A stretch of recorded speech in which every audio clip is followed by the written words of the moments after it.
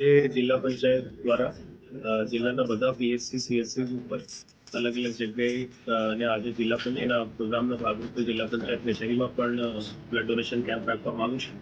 આપણને બધાને ખબર છે કે જ્યારે કોઈ ઇમરજન્સી સિચ્યુએશન હોય, એક્સિડન્ટ્સના કેસ હોય અને અમુક સિરિયસ પેશન્ટ્સના કેસમાં બ્લડની જરૂરિયાત હોય છે અને એને સમયસર બ્લડ નહીં મળે તો એની જાન પણ જઈ શકે છે. તો આપણે જ્યારે પણ આપણે માટે પોસિબલ હોય આપણે બ્લડ ડોનેટ કરવું જોઈએ.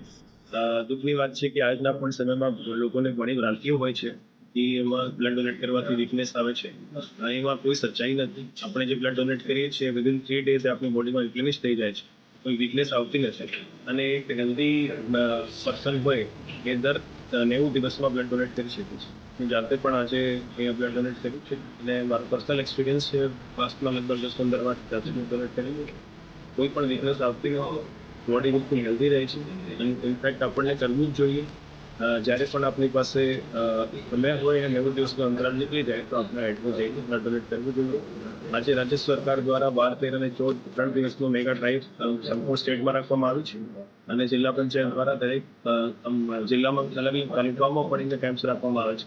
હું આપણા વતી બધાને અપીલ કરું છું કે જે પણ તમારા નજીકનું સેન્ટર હોય એમાં જઈને તમે બ્લડ ડોનેટ કરો અને લોકોની જાન બચાવવામાં અભિયાનમાં જોડો.